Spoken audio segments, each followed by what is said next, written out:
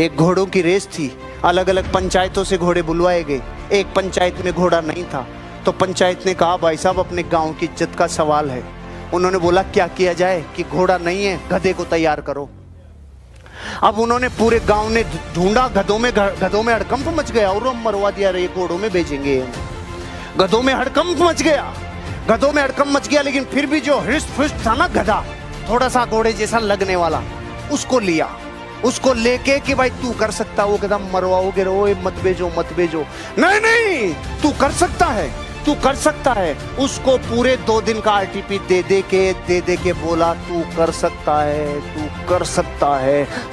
अब इतने पंप भरते हैं तो कुछ तो फर्क पड़ता है कि नहीं पड़ता है। गधे ने बोला मैं जाएगा, गांव की इज्जत के लिए मैं जाएगा, रेस में जाएगा, पंचायत की इज्जत के लिए पूरा लुट जाएगा, लेकिन मैं जाएगा। ओके, सरपंच तैयार, सारी टीम तैयार, और गधे को लाके खड़ा कर दिया रेसिंग की लाइन पे, और गधा बिल्कुल रेडी।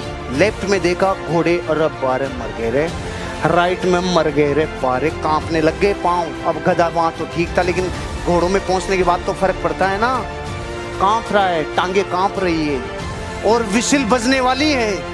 और विसिल बजने के 5 सेकंड पहले वो हुआ जिसने प्रकृति के नियम ही बदल दिए।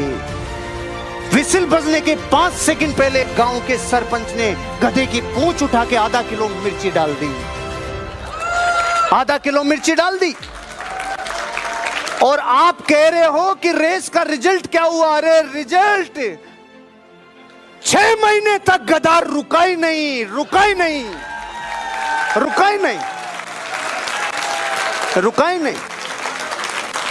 5-6 रेस और हो गई 6 महीने में, वो रुका ही नहीं। क्यों? जिसके आग लग रही होती है ना, आग, वो नहीं रुक सकता।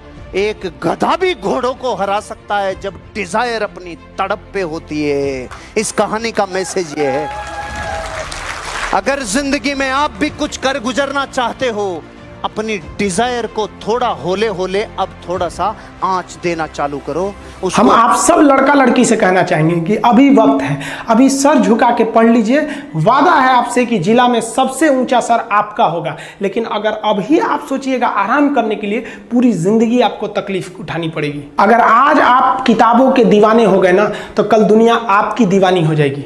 किसी ड्रीम गर्ल के लिए ना अपने माँ बाप के ड्रीम को कभी नहीं छोड़ना चाहिए। आप लोग जो सोचते हैं ना इधर उधर, वो खुशी तो आप लोगों ने कभी देखा ही नहीं। कोई स्टूडेंट अभी तक खुशी नहीं देखा। हम आपको व्यक्तिगत बताते हैं। देखिए, खुशी कब मिलेगी आपको? जिस दिन आपको जॉब मिलेगा ना, और जो पहली सैलरी मिलेगी वो भी नहीं खुशी है।